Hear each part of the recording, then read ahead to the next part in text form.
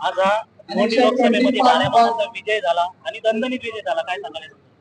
लोकांचा विश्वास जो आहे तो महाविकास आघाडी आणि महाविकास आघाडीच्या उमेदवारांवर वाढलेला आहे आणि निश्चित भिवंडी लोकसभेमध्ये आपण पाहाल तर या ठिकाणी असलेला एक मातब्बर म्हणजे पैसा आणि सत्ता याचा विजय न होता या ठिकाणी सर्वसामान्य जनतेचा आणि जनतेच्या मताचा विजय झालेला आहे आणि म्हणून बाळामामांच्या माध्यमातून या ठिकाणी भिवंडी लोकसभेमध्ये एक चांगला उमेदवार आणि महाविकास आघाडीला लाभलेलं हे मताधिक्य जे आहे हे निश्चितच वाखाणण्याजोगं आहे।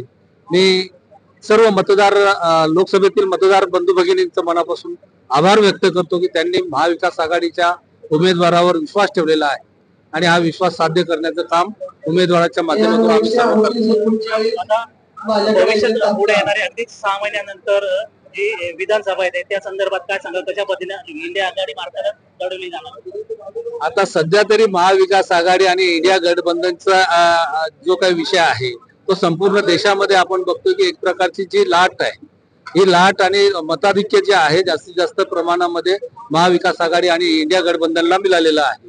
भविष्यामध्ये काय असेल हे मी आज आपल्याला या ठिकाणी सांगू शकणार नाही, परंतु अशाच पद्धतीने लोकांचा कल पाहून महाविकास आघाडी एकत्र राहील अशा प्रकारच्या माझी तरी भावना आहे।